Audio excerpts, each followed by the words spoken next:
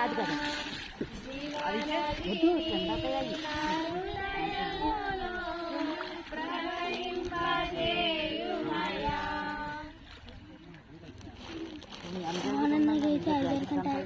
మనకంటే హైట్ ఉంటుంది కాబట్టి అన్ని నెక్కర్ వేసుకుంటారు. మీ పేరేంటండి? సత్యనారాయణ గారు. మరి ఈ రోజున బాప్తిసం తీసుకోవడానికి స్థలంలోకి వచ్చారు కదా, మరి మీ ఇష్టపూర్వకంగా తీసుకోవడానికి స్థలంలోకి వచ్చారు. ఏమైనా బలోపేతం చేసి ఇబ్బంది పెట్టి మీరు తీసుకోవాలి, హాస్టల్ కానీ మీ కుటుంబ సభ్యులు కానీ ఎవరన్నా ఇబ్బంది పెట్టి వచ్చారా? ఇష్టపూర్వకంగానే వచ్చారు. మరి మీ పాపాలని దేవుని సందులో ఒప్పుకున్నారా? మరి క్షమించమని మీకు కలిగిందా? మరి బాప్తిసం పొందిన తర్వాత మరి మీ కుటుంబీకుల ద్వారా కానీ లేకుంటే మీ బంధువుల ద్వారా కానీ సమస్యలు రావచ్చు. మరి ఆ సమస్యలు వచ్చినప్పుడు దేవుడి కోసం నిలబడగలరా? ఈ బాప్తిసం పొందిన తర్వాత సంఘంలో ఒక సాక్షి మీరు ఉండగలరా?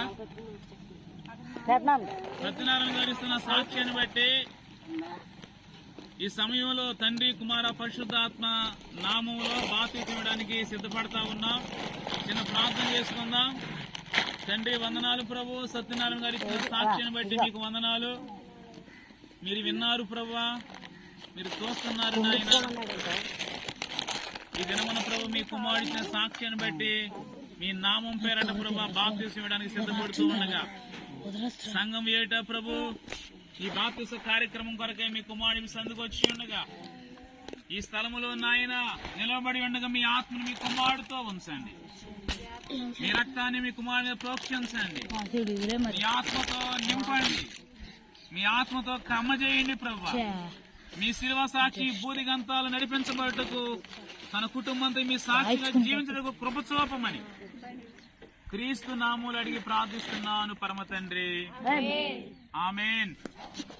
సత్యనారాయణ గారు ఇచ్చిన సాక్ష్యాన్ని బట్టి తండ్రి యొక్కయు కుమారుని యొక్కయు పరిశుద్ధాత్మ యొక్క త్రియేక నామములో